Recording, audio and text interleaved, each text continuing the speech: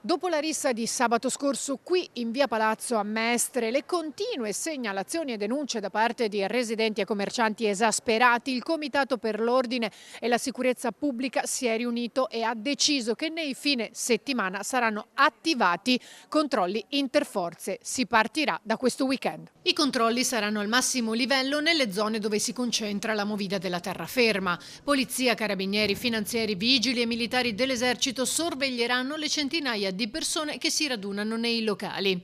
Soddisfazione tra i residenti che ormai sono esasperati ma anche impauriti che possano esserci ritorsioni in seguito alle loro continue segnalazioni. Credo che questo possa funzionare perché essendoci sistematicità nei controlli, quantomeno dovrebbe essere un deterrente o un invito, se vogliamo essere, come dire, teneri verso questi benedetti gestori dei locali che non intendono rispettare nessuna regola.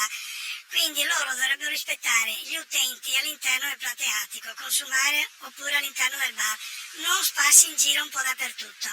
Lì purtroppo c'è gente per bene e meno bene, ci sono farabutti. Qui alla notte non si dorme, perché ti svegli all'una alle due che si sta menando del brutto. Cioè mi è capitato, io abito qui da 30 anni, di vedere gente con le bottiglie rotte che si feriscono. Quindi situazioni molto pesanti. Abbiamo chiesto a tutte le forze dell'ordine uno sforzo ulteriore nel potenziamento dei pattugliamenti e della sicurezza della città, ha dichiarato il prefetto Darcopellos.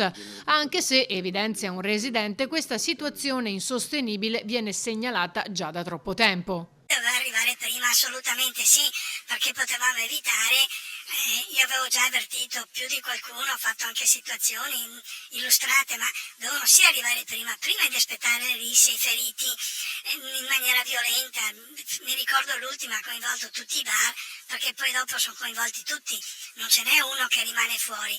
Per cui voglio dire, devono sì intervenire prima. Spero che verifichino anche il fatto che danno da bere ai minorenni, il fatto dei dipendenti, che personale c'è, assunto o non assunto. Lunedì il risultato delle misure stabilite dal COSP del primo fine settimana di controlli sarà esaminato durante un tavolo in prefettura con eventuali aggiustamenti.